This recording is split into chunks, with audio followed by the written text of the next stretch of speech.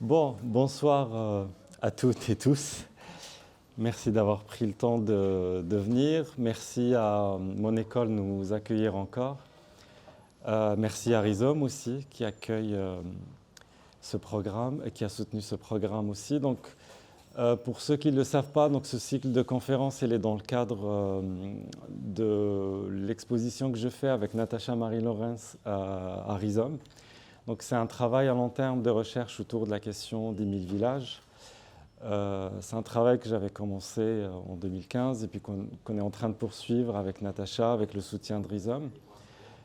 Comment Anzitchouia, ok, pardon.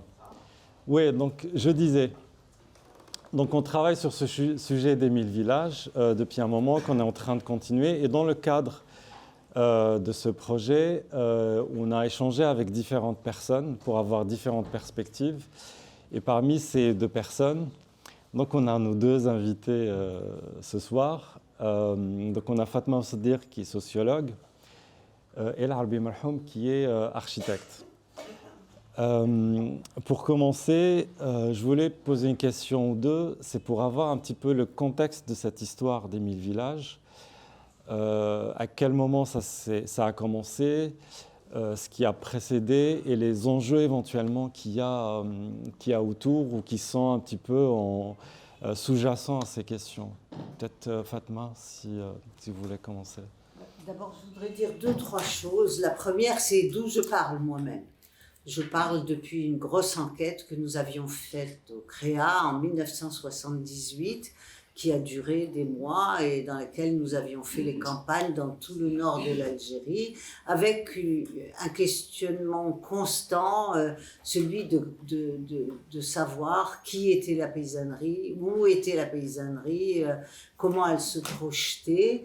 Et donc, c'est un peu ce qui fait que j'ai accepté de répondre à Selmani en me disant que j'avais quelque chose à dire, qui n'était pas seulement mon ressenti sur les villages socialistes, mais plutôt ce que j'avais reçu des paysans et qui m'était nécessaire, qui était même un devoir d'un point de vue éthique, de restituer aujourd'hui. La seconde chose que je voudrais dire aussi, c'est qu'en fait, nous allons vous parler d'une utopie.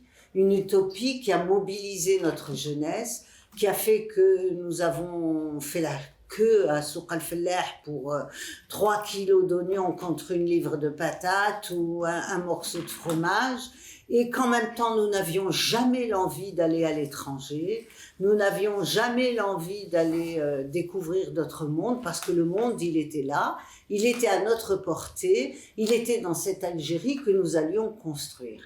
Ça c'est l'utopie, c'est ce qui nous a porté, la réalité, parce que la plus belle des utopies se heurte nécessairement, parfois elle s'abîme, disent certains, dans sa rencontre avec la réalité. Alors les villages socialistes, d'abord, qu'est-ce qu'un village? Un village, c'est une agglomération de maisons, 3 pièces, cuisine. Je veux dire que l'architecte vous en parlera mieux. Tout à l'heure, il vous dira de quoi a été fait un village avec une poste, un centre de santé. Or, cette agglomération, qui nous est apparue comme un devenir tout à fait nouveau pour l'Algérie, était déjà inscrite dans le plan de Constantine de 1958. C'est-à-dire que le général de Gaulle avait déjà pensé les villages socialistes. Il avait même intitulé ça les 1000 villages. Il s'agissait d'agglomérer des populations, mais des populations qu'on avait déjà séparées de leur terre par les camps de regroupement, puisqu'il y avait eu ces fameux camps de regroupement dont vous connaissez le caractère douloureux, tous ces paysans qu'on avait ôtés de leur territoire, de leur terroir, de leur histoire, de leur longue durée pour les transporter ailleurs, pour les jeter, pour les contrôler, les entourer de barbelés, avec une sas, avec une armée des miradors qui surveillaient ce camp. Il y avait aussi les lois agraires, la loi Varnet, le Senatus Consulte, qui avaient dépossédé tous ces paysans. Donc, il y a cette souffrance paysanne qui est celle de tout être humain dépossédé d'un territoire d'appartenance. De plus, il faut ajouter à ça, avec l'état civil de 1871, dépossédés même de leur filiation, puisqu'on avait changé l'état civil. Donc cette population qu'on a, pour certains déportés d'ailleurs, jusqu'à Cayenne ou en Corse ou ailleurs, et cette population, on l'a déportée à l'intérieur d'une certaine façon, ça, dans les camps de regroupement. Juste après le décret Crémieux. Non, le décret Crémieux, c'est autre chose. Le décret Crémieux, c'est presque l'histoire du membre manquant. C'est-à-dire de cette population juive qui a traversé, qui était berbère à l'origine, et qui a traversé toute l'histoire de l'Algérie, et qu'en 1871, les Français auxquels les Français, par un décret, voté en pleine nuit à l'Assemblée à la suite de la proposition d'un député qui s'appelait Crémieux, avaient naturalisé français. Cela concernait les 3 départements du nord de l'Algérie, puisqu'ils étaient départements français. Mais dans les territoires du sud, les Juifs sont restés indigènes. Ils sont restés indigènes, c'est une digression, mais si vous m'autorisez, je peux la faire. Ils sont restés indigènes jusqu'en juillet 1962, où il y a eu un pont aérien. On les a déportés aussi d'une certaine façon, en juillet, en 15 jours, parce que le consistoire israélite s'était rendu compte qu'il restait des Juifs en Algérie et qu'ils n'étaient pas concernés par le processus de naturalisation. Et donc ces Juifs-là, on a fait un pont aérien, on les a transportés, en plus, où ? À Strasbourg. Strasbourg, dans la neige, alors qu'ils arrivaient du sud de l'Algérie. Donc ça, c'est aussi une partie de l'histoire des mouvements de population et de la population durant la période coloniale. Mais les villages socialistes, certains ont même été construits sur les camps de regroupement.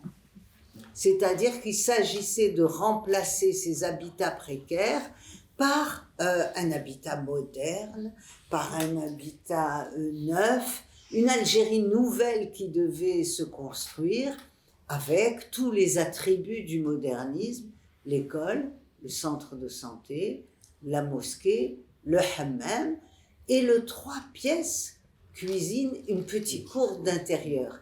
Et donc c'était la fin d'un mode de vie paysan, d'une façon de penser, et en particulier pour les femmes, parce que les femmes, leur revenu, c'était toujours le petit jardin potager, l'élevage qui était devant la maison. Or, avec cette maison du village socialiste, les femmes perdaient cette source de revenus.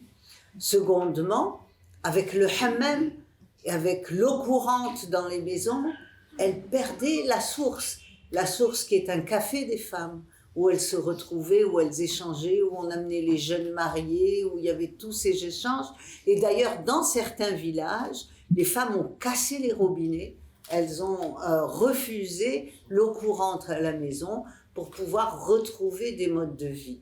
Je ne sais pas si j'ai répondu à la question du contexte. Oui, c'est très bien, parce que ça ouvre sur plusieurs sujets qu'on voulait aborder. Et du coup, j'aimerais poser aussi la question à l'Arbi, comment toi, tu regardes cette chose-là via ton travail d'architecte et ton regard d'architecte. Parce que tout à l'heure, en préparant, tu parlais de cette utopie architecturale aussi et qu'on a quand même réalisé des choses, etc. Quel est ton regard sur cet épisode-là ? Alors, mon regard à moi, il se fait à partir de mon travail d'architecte. Il y a 2 jours, vous parliez de l'architecture pouvait mentir. Donc, je suis menteur professionnel depuis 30 ans et je l'assume. Et qu'est-ce que c'est qu'un architecte ? C'est aussi compliqué que de dire qu'est-ce que c'est qu'un village socialiste. Du moins dans l'Algérie Tana. Ce sont des choses qui ont existé sans qu'elles aient une consistance particulière. Et j'ai découvert mon métier vers les années 80, quand j'ai commencé à faire ce métier, il fallait quand même s'ancrer quelque part, aller chercher des références. Il n'y a pas d'architecture, on n'invente pas. Donc on essaie de s'ancrer à un territoire, à une histoire. Et alors s'est posé le problème, mais dans cette Algérie, qu'est-ce qu'il y a eu ? Donc, moi, j'ai peut-être 15 ans de moins que Fatma. tu es à l'âge de mes grandes sœurs, donc moi je vis avec les restes. Hein? J'ai vécu avec le reste des utopies de mes aînés. La Hibar, on était une famille nombreuse, c'est-à-dire ma grande sœur, elle était née en 49. Et donc, on m'a raconté des choses. On m'a raconté le volontariat, on m'a raconté cette envie de vivre, on m'a raconté ce qu'elle dit. On avait tout ici, on n'avait même pas besoin d'aller là-bas. En plus, quand tu partais avec ta deuxième année de fac, tu rentrais en troisième année de fac là-bas. C'est-à-dire que tout était fait pour que des gens, les jeunes Algériens, se déplacent là-bas et continuent leur vie là-bas. Et donc, je me suis toujours posé la question, et cet enthousiasme, matériellement, c'est quoi? Du point de vue de l'architecture, c'est quoi? Donc là, on a découvert un Niemeyer, un Kenzo Tang, quand il a fallu aller voir les grandes universités. Donc, quand on creuse un peu, on se rend compte qu'ils étaient les derniers d'une série de grands architectes, ou du moins d'architectes qui étaient bien installés dans le paysage de l'architecture, qui étaient venus participer à la construction de ce pays. Ce pays fasciné par ses ambitions et par son utopie.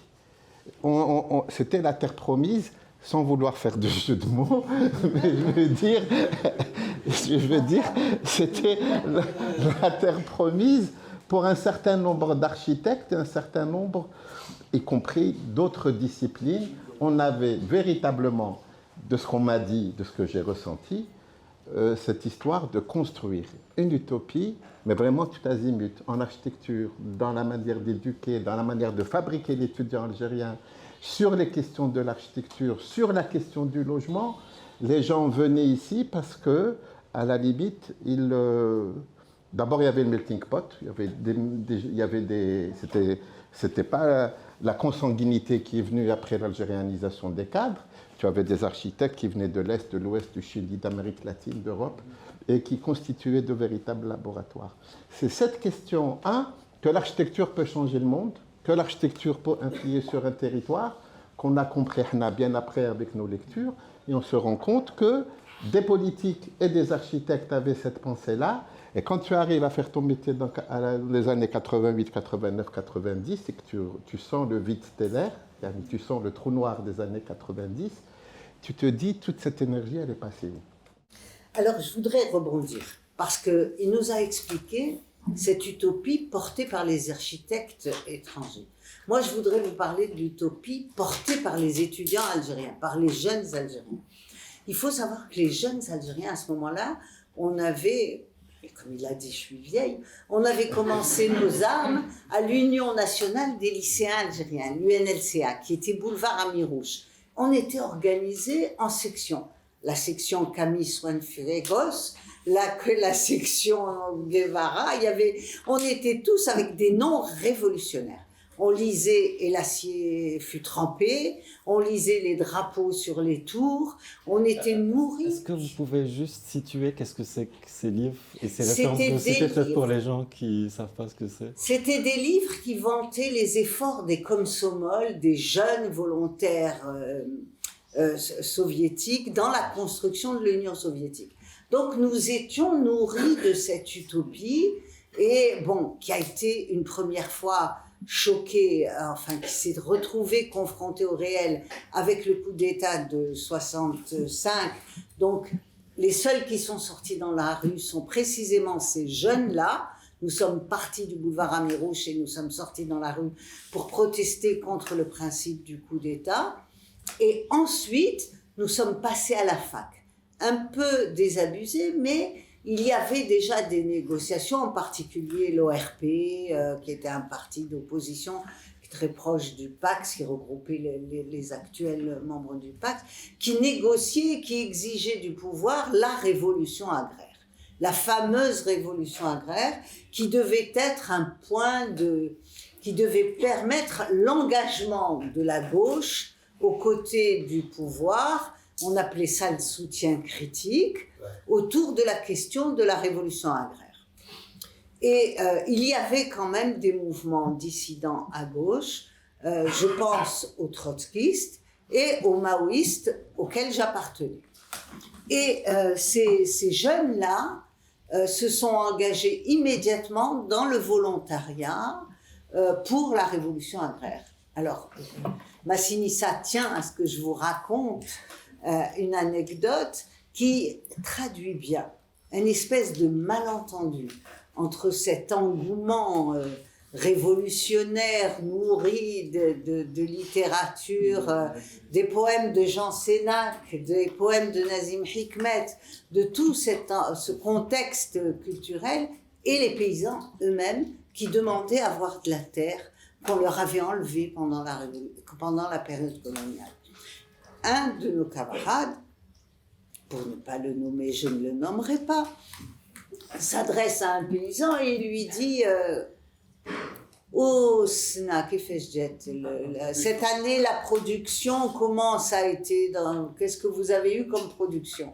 Et le paysan, il lui dit non, on n'a pas eu de pluie, donc la production, on n'a pas. Alors, l'étudiant, deuxième, troisième année de médecine, très fort de son savoir rationnel, lui dit non, c'est pas parce qu'il lui a dit Rabbi ma ba'atnash nous, machi Rabbi li ba'atnou, c'est pas Dieu qui envoie la pluie. Il se met à lui expliquer le phénomène de la condensation. Il lui dit c'est la chaleur, la terre. Le paysan la regarde et lui dit Outbrouri, makli tflo. C'est-à-dire que, et la grêle, c'est ta mère qui la roule comme le couscous. Donc il y avait cette... Et nous ne voulions pas voir. Nous étions dans cette construction, dans ce sentiment d'amener le bien-être aux campagnes. Cette idée d'amener, c'est elle qu'il faut interroger. Est-ce qu'on amène le bien-être à des populations quand on ne les a pas entendues, quand on n'a pas pris la mesure de leurs propres demandes, de leurs propres aspirations? Alors après, je ne sais pas s'il y a une autre question, mais je peux raconter. Oui, je vais peut-être rebondir, parce que moi, ça me fait penser à quelque chose pendant les... comme on l'a dit la dernière fois, j'avais travaillé aussi la première fois avec un sociologue urbaniste algérien qui s'appelle Jafar Lesbot. C'est ces images d'ailleurs qu'il a prises à l'époque. Et lui, il a fait sa thèse sur la question. Et on avait enregistré une conversation avec lui. Il nous a expliqué que... Parce que j'ai expliqué un petit peu comment ça se passait avec les paysans, c'est ce que vous disiez, entre ce qui était projeté sur les gens et la réalité. Il me disait, par exemple, il a pris un exemple qui est assez amusant. Il est allé voir un paysan. Il lui a dit, maintenant vous avez l'électricité qui arrive à la maison, etc. Est-ce que vous vous y retrouvez financièrement ou pas? Et le paysan lui disait, oui, avant j'utilisais la bougie. Il lui disait, est-ce que financièrement vous y retrouvez ou pas? Le paysan lui dit, mais est-ce que j'ai un malade à la maison ou pas? Et Jafar me disait, mais c'est quoi ce truc? Pourquoi tu me parles de malade? Il dit, bah oui, si j'ai un malade et que je dois le veiller, j'allume plus de bougies. Et si j'en ai pas, bah, j'utilise juste le nécessaire. En fait, je crois que c'est des petites choses comme ça qui racontent le rapport parfois ce décalage. Le rapport au temps, tu dis Exactement. Très justement dans ton exposition, le paysan s'endort à la fin du programme télévisé. Ça n'a pas de sens. Le rythme du temps pour un paysan, c'est pas le même. Et par exemple, vous allez chez les marchands de tapis, ils s'arrachaient les cheveux, ils disaient les femmes ne tissent plus, elles regardent les séries télévisées à la télévision. Donc tout le mode de vie se trouvait transformé. On n'avait plus... Par contre, cette photo, elle m'avait beaucoup intéressée parce qu'elle traduisait bien la précarité des intérieurs. Parce qu'en réalité, ils n'étaient pas propriétaires de la terre, ils étaient attributaires et ils touchaient 300 dinars par mois. Les 300 dinars, c'était ce que nous touchions comme bourse. C'était intéressant pour nous, mais nous étions étudiants. Eux, ils avaient charge de famille. Et quand on regardait ce qu'était un couffin de paysan, il achetait chaque fin de mois le café, l'huile, de la semoule, du sucre ou du thé, et c'était tout. Le reste venait des jardins potagers des femmes. Or, on leur avait enlevé les légumes frais, on leur avait enlevé la chance d'avoir un peu de protéines par les œufs, par la viande de poulet, on leur avait enlevé. Et donc, la précarité à l'intérieur, elle était restée la même. Et ça nous avait frappé. La paysannerie, elle n'avait pas vu réellement ses conditions d'existence s'améliorer à l'intérieur des domiciles. Par contre, les attributs de la modernité étaient là. Et peut-être du coup, vous me tendez un peu la perche pour la question de l'urbanisation ou du plan urbanistique qu'on a conçu, parce que je crois que c'était extrêmement normé, c'est-à-dire que dans tel village, il faut qu'il y ait telle structure, fait de telle façon. C'est des, comment on appelle ça, des unités, je ne sais pas quel est le mot architectural qui est... Ah bah, peut-être qu'on peut les voir. Que je ne fasse pas de bêtises. C'était ça. Voilà, je crois que c'est ça. Ah, il ne veut pas se lancer. Ah, voilà. Ah, ok. Après, je ne sais pas comment ça marche. Tu cliques dessus, non? Je ne sais pas comment ça marche. Enfin, pour parler de cette histoire d'architecture, effectivement, le regard du sociologue met à mal toutes les bonnes, même si c'est de bonne foi, ce qui a été fait. Voilà, ça c'est pris d'une revue d'architecture d'aujourd'hui, des années 80, et qui avait consacré un dossier complet à l'architecture en Algérie. Et dans le dossier, il y avait une grande partie de tout ce qui a été fait dans le cadre des villages socialistes. Et ils avaient intitulé le truc, j'ai découvert le titre ce matin, je me suis dit, ça c'est pas mal, du rural à l'urbain. Absolument. Et ça, c'est vraiment, j'allais dire, l'erreur de parallaxe de départ sur le territoire. Et par contre, je peux me permettre de rester architecte pour le moment, tu feras la sociologue, c'est ton boulot, de considérer que ce qui a été pensé, je veux dire, que l'homme pouvait agir sur le territoire, que l'architecture pouvait apporter du bonheur, je pense que c'était de bonne foi. Et je pense que les instigateurs de ce genre de programme avaient fait appel aux meilleurs, aux plus sincères, et pensaient réellement apporter le bonheur à ces paysans qui ont tant souffert pendant, on va dire, 50, 60, 80 ans. Et là, il y a une grosse erreur de parallaxe sur ce que c'est que la souffrance du paysan et sur ce que c'est que son bonheur. Je reste dans mon domaine d'architecte. On va voir un peu. Voilà. 1980, Abed Labchar. Si c'est en 1980, ça veut dire que les études ont commencé 10 ans ou 5 ans ou 7 ans avant, c'est-à-dire grossièrement sur le dernier plan quinquennal de Boumediene. Et on peut considérer que ce dispositif, j'allais dire, urbain, qui est hyper normé, hyper organisé, qui n'a rien à voir avec le vernaculaire, qui vient apporter une espèce d'axialité, de centralité, comme si Napoléon était passé par là, c'est véritablement pensé pour apporter de la rationalité dans la vie de tous les jours, en intégrant les équipements, apporter une esthétique, apporter une espèce d'image du pouvoir que le pouvoir voulait se donner. Après, je ne pense pas que ça ait été partagé à 100%, mais cette idée qu'on puisse se retrouver autour des questions de l'architecture et d'urbanisme, je pense qu'elle tournait dans la tête des gens qui réfléchissaient sur ces programmes. Effectivement, en bout de course, le paysan, lui, il n'a pas grand-chose à voir, mais les architectes se sont toujours posé la question du déterminisme entre l'architecture, le territoire et l'être humain. Qui c'est qui fait l'autre ? Est-ce que l'architecture est capable de fabriquer des usages et d'orienter quelque chose dans la vie de tous les jours ? On peut considérer maintenant que Alger, qui n'a jamais été dessiné pour les Algérois, que nous sommes, l'a été dessiné pour les Européens, elle a fini par fabriquer des Algérois. Cette relation un peu ambiguë entre le contenu et le contenant, qui parfois fait des miracles, mais sur ce coup-là, je pense qu'ils sont un petit peu passés à côté. Mais on ne peut pas leur dénier cette idée qu'ils avaient véritablement à cœur d'apporter une espèce de bonheur.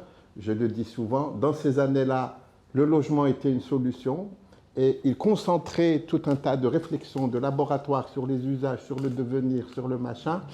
10 ans après, 80-90, et depuis 10 ans, c'est-à-dire depuis les années 90, le logement est devenu un problème.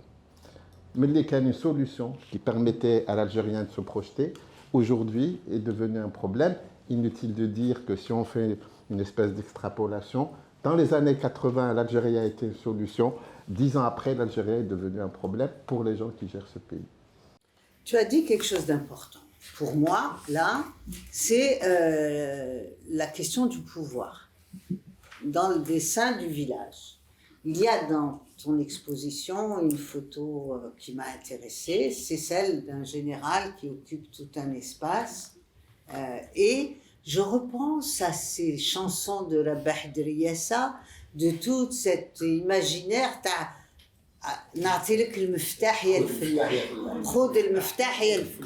C'est-à-dire cette façon d'octroyer à la paysannerie une maison, c'est cette posture du pouvoir de l'État démiurge, de l'État tout-puissant, de l'État qui distribue et qui continue de distribuer avec l'ADL, avec tout. Donc on est toujours dans cette logique qui n'a jamais changé de nature. C'est ton regard qui change.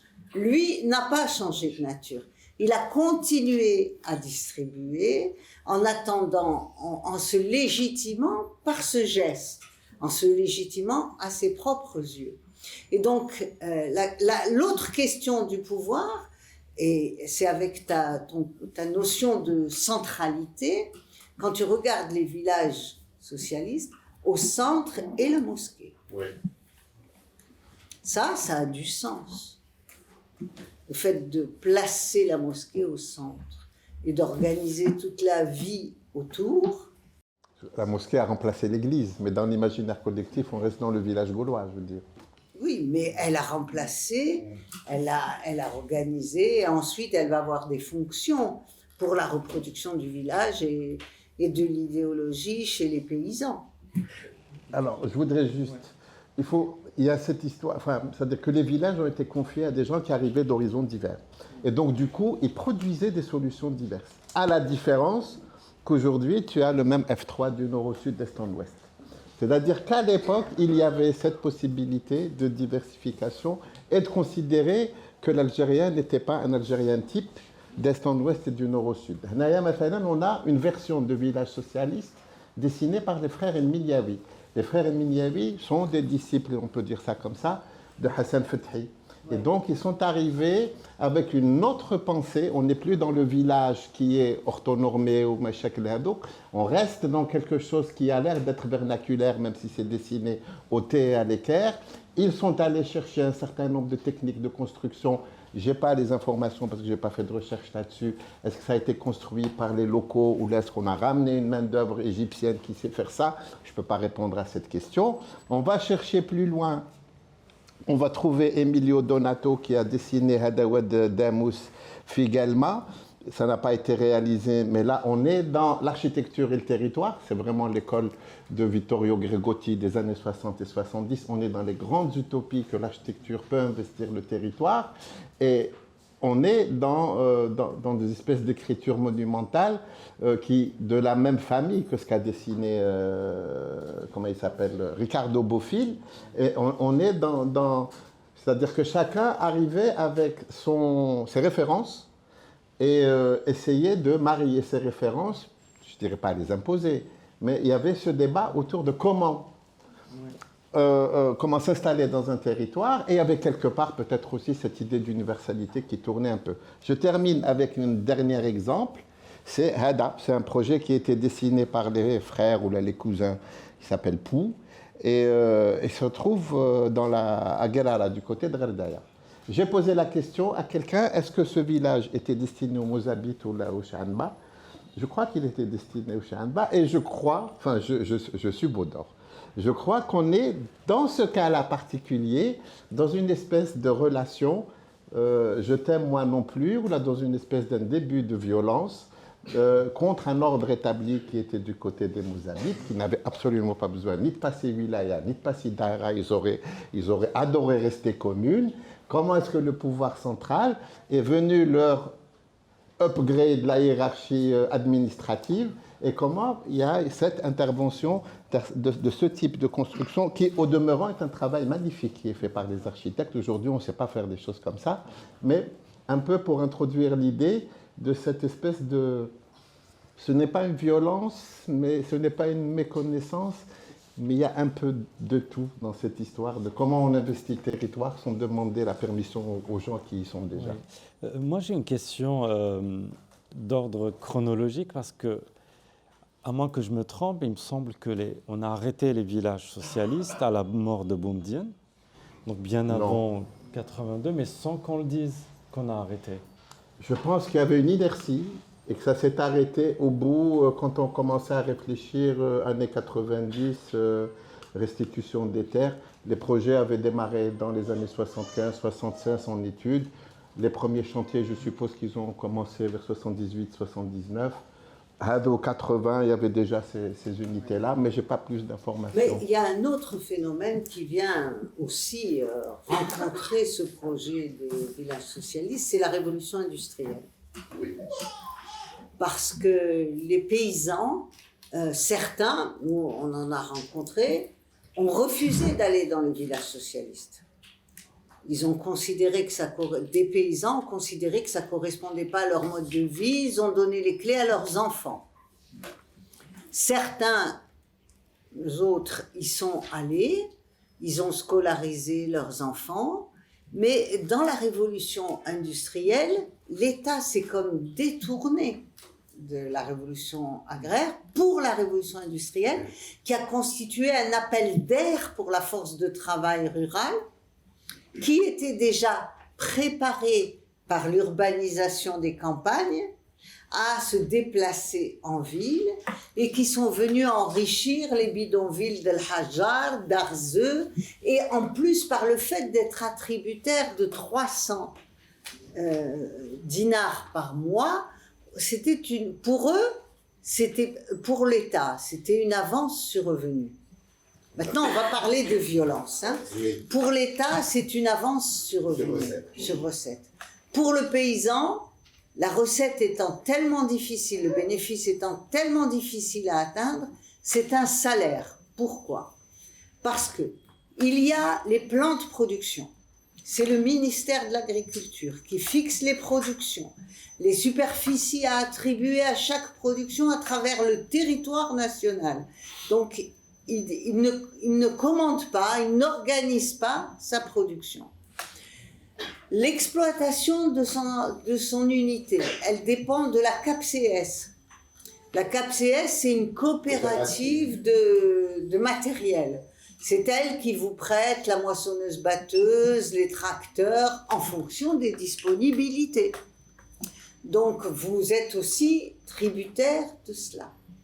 Ensuite, il y a les mercuriales. Les mercuriales, elles fixent le prix de vente de vos produits. Par exemple, à Signes, quand nous enquêtions à Signes, les choses ont changé fort heureusement, grâce au marché. Il y a la logique du marché.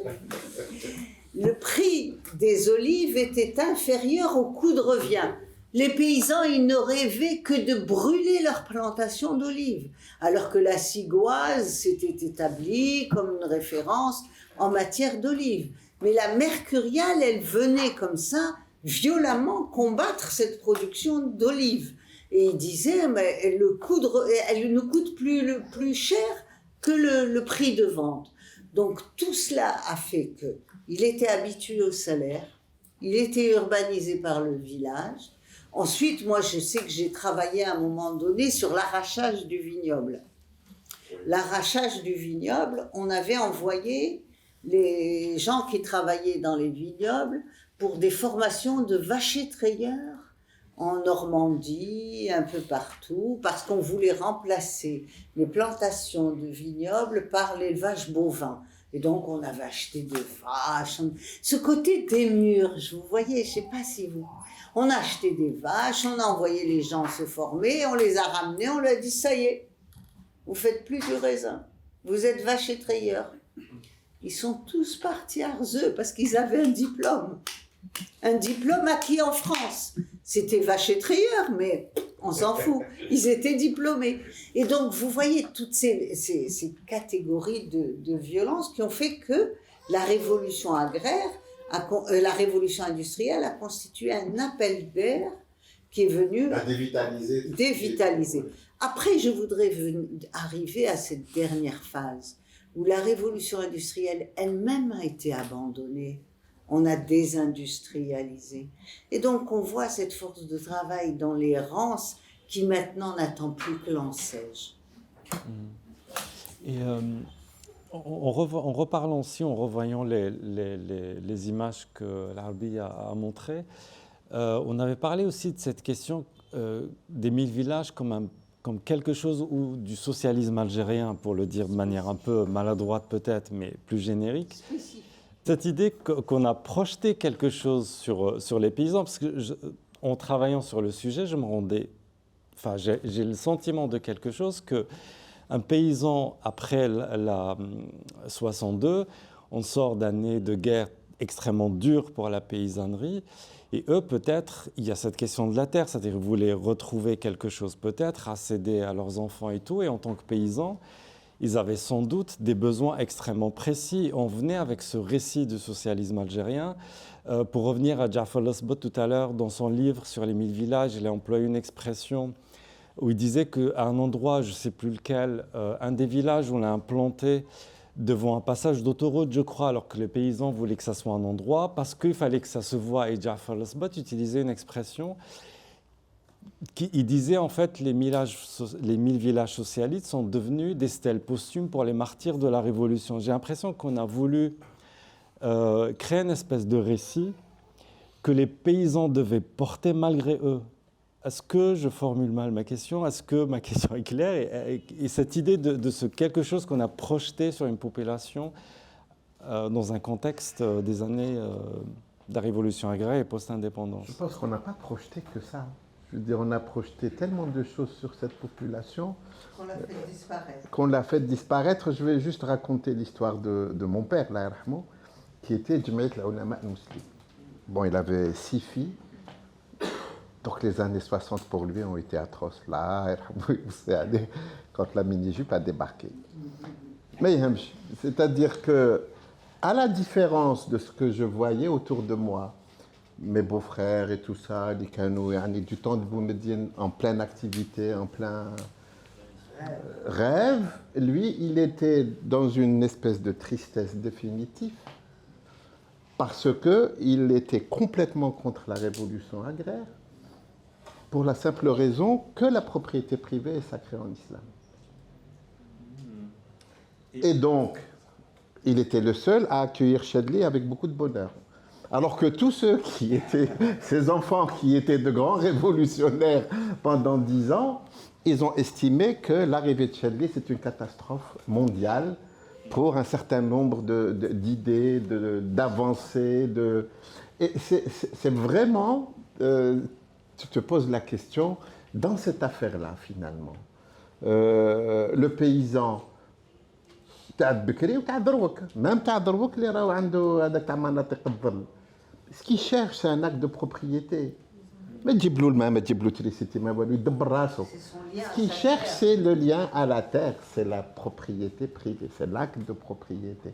Tu peux lui apporter le confort que tu veux, tant qu'il n'a pas ce rapport à l'héritage, au sol, tout ça ne pèse pas. Et tout ça n'a pas pesé. Quand le fils est arrivé, il a trouvé une population qui est complètement dévitalisée sur un certain nombre de questions, y compris sur celle du progrès tel que nous l'entendons. Et ce qu'il a vendu et ce qu'il a donné, c'est les basiques de la propriété, de tijara, de halal, de pas halal, de zakat, pas d'impôt. Et il a raflé la mise avec ça. C'est-à-dire que les villages agricoles hado, c'est une utopie qui raconte plein d'utopies. Mais c'est de belles utopies. C'était de très très belles utopies. Ce que je retiendrai de beau, oui, de toutes ces expériences ou de toutes ces années, c'est qu'effectivement, l'État a fait de son mieux pour l'électrification, pour l'eau potable. Dans le moindre petit village d'Algérie, il y a de l'électricité, il y a de l'eau potable, il y a de l'état civil, il y a toutes ces choses-là qui permettent aux gens, qui améliorent la vie des gens, c'est objectif. Mais le lien à la terre, je pense que c'est pas seulement une question paysanne, c'est une question de tout le monde. Je veux dire, qui n'a pas un lien particulier au cimetière, par exemple? Quand on fait les enquêtes, on se rend compte de la place des cimetières. du lieu où on enterre les ancêtres. C'est un lien à l'ancestralité tout de même. Or, ce lien à l'ancestralité, quand tu fais un camp, genre sur la foulée du camp de regroupement, oui, à des gens qui ont déjà beaucoup souffert de ces arrachements successifs, tu les replaces là, tu les places dans une errance. Après, tu leur amènes l'électricité, le gaz, la télévision, tu amènes ce que tu veux, mais qui sont-ils? Tu as cassé, comment dirais-je, le lien social au sens le plus large du terme. C'est en ce sens que je dis, on a assisté. Je disais la dernière fois lors de ta présentation que ton expo m'avait stressée, m'avait mise mal à l'aise, et je me suis interrogée de ces 2 derniers jours en revoyant encore et encore les photos de ton installation. Et je me disais, mais pourquoi je suis comme ça? Pourquoi ces blancs, par exemple, pourquoi ce dessin minimaliste? Pourquoi ça, c'est une source d'angoisse pour moi? C'est parce que j'ai eu l'impression que tu me rendais compte, finalement, d'un effacement d'une catégorie sociale. C'est-à-dire qu'il reste des paysans, il reste des personnes qui travaillent la terre. Mais la paysannerie algérienne, comme catégorie, avec ses modes de pensée, ses façons de vivre, ses façons de se reproduire, tout cela a changé. Alors, comment cela a-t-il été possible? Quand nous sommes allés sur le terrain, il y avait 3 catégories de paysans, je t'ai dit. La première, c'était les grands propriétaires qui ont été nationalisés. Ceux-là, ils sont restés dans une blessure infime. Oui, c'est-à-dire encore une expropriation de la terre. Voilà. Ceux-là, je les ai rencontrés encore dans les dernières enquêtes. Ils vivent en ville, mais c'est une blessure définitive. Tous leurs enfants sont à l'étranger, ils ont scolarisé leurs enfants. Partez, il n'y a pas de place pour nous, quoi. C'est ça leur discours en réalité. Ils sont dans la nostalgie des grandes terres féodales, de l'histoire. Voilà. Il y a la deuxième catégorie que nous avions rencontrée en 78, c'est ce qu'on appelle la paysannerie, la petite et moyenne paysannerie. Celle-là, oui, celle-là, elle existe. Celle-là, elle a un lopin de terre qui lui permet de se reproduire. Parce qu'il faut s'interroger sur la reproduction physique de ces gens-là. C'est qu'il faut qu'ils arrivent à vivre. Mais alors, elle existe, mais l'effet idéologique de la ville, de l'école, de l'usine, tout ça a fait qu'ils n'ont pas voulu que leurs enfants restent. Et moi, je me souviens d'avoir demandé à des paysans qui avaient les moyens de rester. En 78, qu'est-ce que vous voulez que votre enfant fasse? Est-ce que vous voulez qu'il reprenne la ferme? Ah non, ils sont là. Qu'il aille conduire un avion, c'est-à-dire que ailleurs, au-delà des cieux. Et puis, il y a cette paysannerie sans terre, à qui on n'a pas rendu la terre. C'est faux de dire qu'on lui a rendu la terre. Et justement, je me permets une espèce de... Enfin, c'est pas une digression, mais c'est peut-être pour faire écho à ce que vous dites. Là, l'image que vous voyez, c'est le village de Mahmoura. Aujourd'hui, Mahmoura, c'est du côté de Saïda. Et on y est allé en avril dernier, si je ne dis pas de bêtises. On est allé sur place. Et en fait, ça... Et je rebondis à ce que vous disiez tout à l'heure, c'est-à-dire qu'ils n'étaient pas attributaires, mais il y a un truc qui nous a frappé, c'est que ce que j'allais montrer sur l'écran. Non, là par exemple, ce que vous voyez, c'est une extension du village, de la maison. C'est devenu des résidences. Oui, mais en fait, il y a quand même, ça pose une question, c'est-à-dire, et ça me renvoie à beaucoup de choses en Algérie. Tout à l'heure, on était à Climat de France aussi, je me posais la question, est-ce que les gens sont propriétaires ou pas? En fait, j'ai l'impression, encore une fois, que on est encore dans quelque chose, parce que moi, l'image que j'ai utilisée en travaillant avec Natacha, je disais, les 1000 villages socialistes, j'ai l'impression que c'est le miroir de toutes ces choses suspendues dans l'histoire algérienne, jamais résolues. Et ça, j'ai l'impression aussi que c'est un statut. C'est-à-dire, on permet de construire, mais s'ils ne sont pas propriétaires, ils construisent sur quelque chose qui ne leur appartient pas. J'ai l'impression que c'est à la fois un geste de rébellion, je ne sais pas, peut-être juste de nécessité aussi, peut-être il y a un manque d'espace, etc. Quel est votre regard sur cette image, par exemple? Ils sont partis en prison à Boucherie. Oui.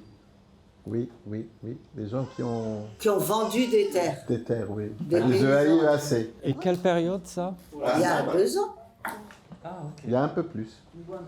Quand un certain nombre d'oligarques des années 2000 et 2010 se sont mis en tête de racheter des grandes propriétés qui étaient EAI, exploitation individuelle, exploitation collective, mais qui ne servaient à rien, qui ne produisaient plus rien, qui étaient juste là pour juste un nom, avec des gens qui ont, à partir des 5 premières maisons, ils ont construit tout un village où ils خدموا في البلاد وحوانتي quelque part في عين بنيان وعاود يولي للحوش داير فيه بالك دجاجه وزوج قطوطه. On emmène les femmes au mariage sur un tracteur. Voilà. Et donc, il y a eu cette tentative de, j'allais dire, de s'accaparer de ces terres-là, et ça a été largement... Mais sauf que là, on est à une échelle beaucoup plus petite. Là, c'est une famille qui a construit.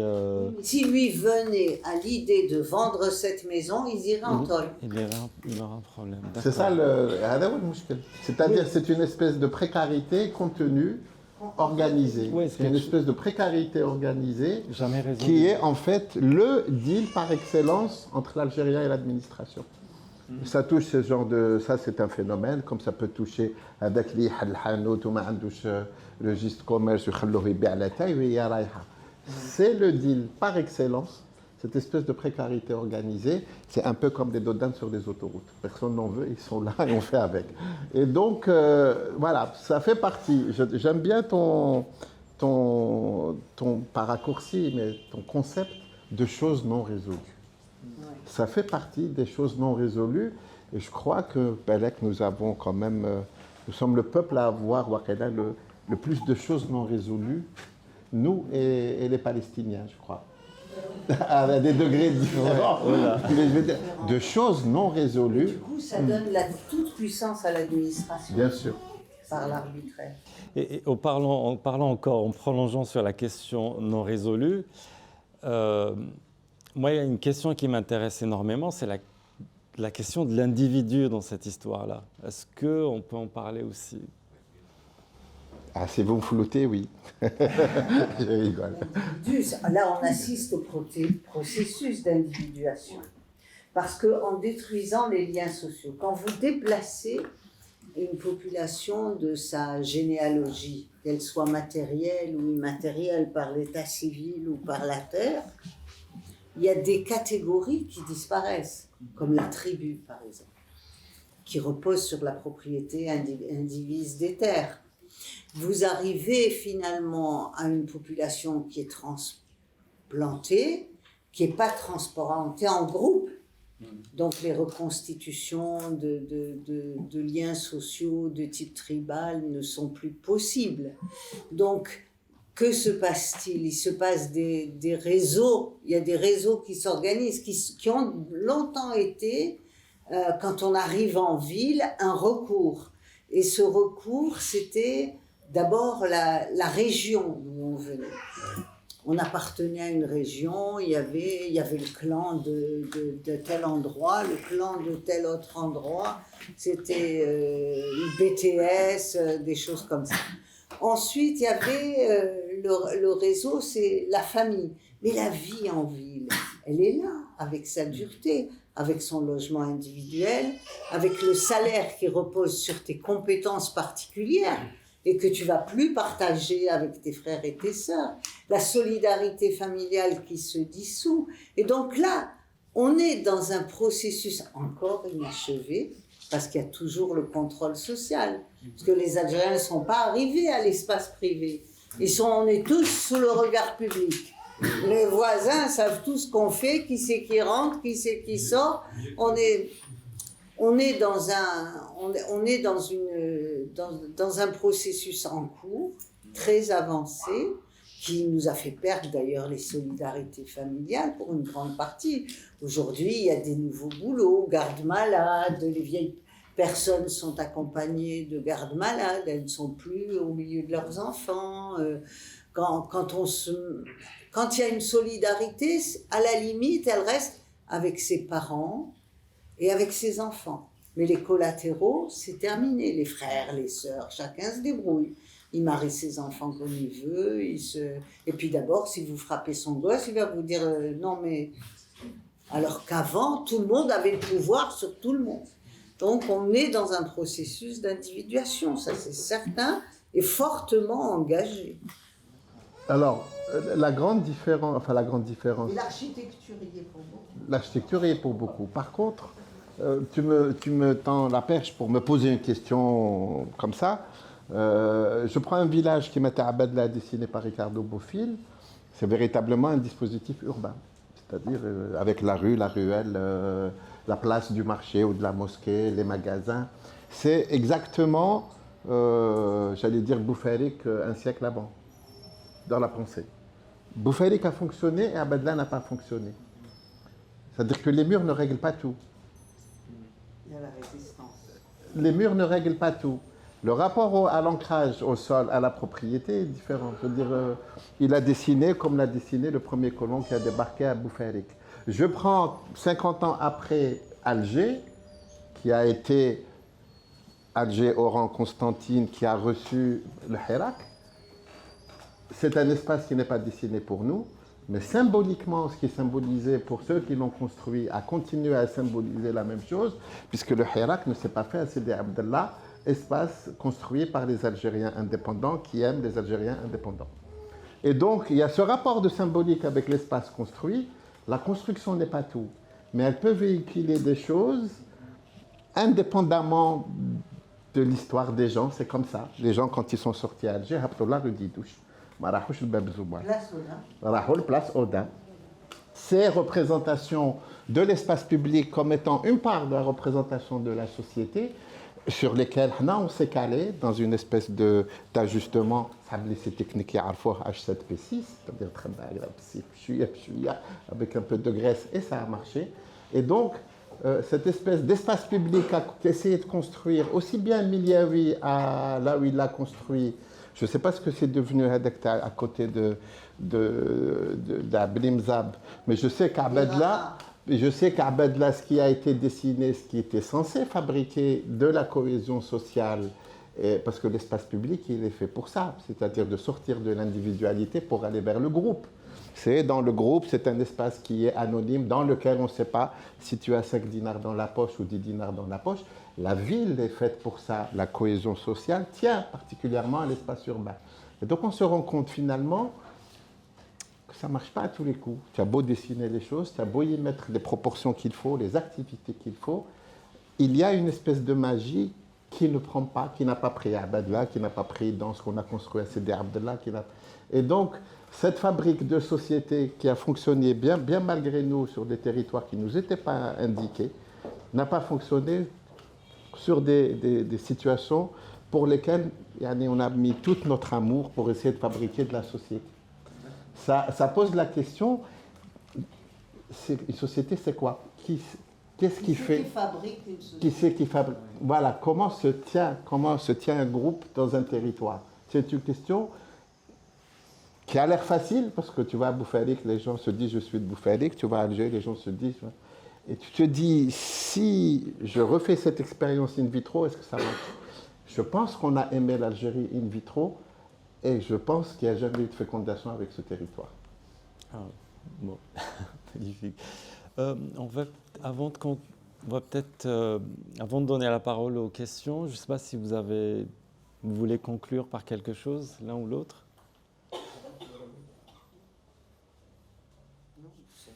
La disparition. La disparition. C'est la disparition pour moi aussi d'un mythe qui s'appelait l'Algérie qu'on essaie de reconstituer. J'ai écrit dans le petit mot, avec ton expo, on s'est rendu compte qu'on a existé. Par procuration, parce que ce n'est pas moi, c'est vous. On a existé au sens où on a partagé un projet, aussi autoritaire soit-il. On a été heureux. On a été heureux. C'est-à-dire que... on a rêvé l'Algérie. On a rêvé l'Algérie. Et je pense que le plus dur aujourd'hui, c'est que, je le dis pour moi, mes enfants, ils sont installés à l'étranger, c'est pas sûr qu'ils viennent. Je veux dire, ils sont destinés à vivre leur vie à l'étranger. Ce rapport d'ancrage avec ce territoire, il va falloir qu'ils se démerdent pour le trouver. Ce que j'aurais pu leur donner naturellement, parce qu'ils auraient fait leur vie ici, Maintenant, ils sont dans des circonvolutions théoriques et intellectuelles pour aimer une Algérie que naturellement ils auraient dû aimer. Et je pense que c'est ça le plus grand échec. On peut terminer sur un truc gay, trouve-nous quelque chose.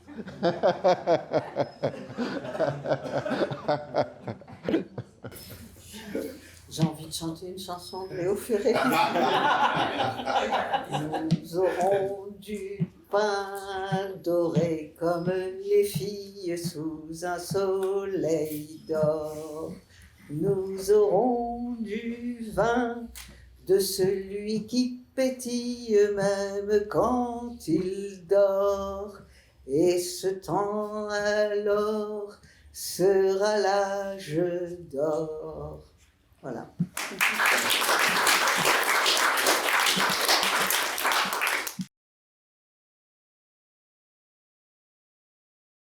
Je crois qu'on arrive au bout. Si on ne vous a pas épuisé, on est ouvert aux questions.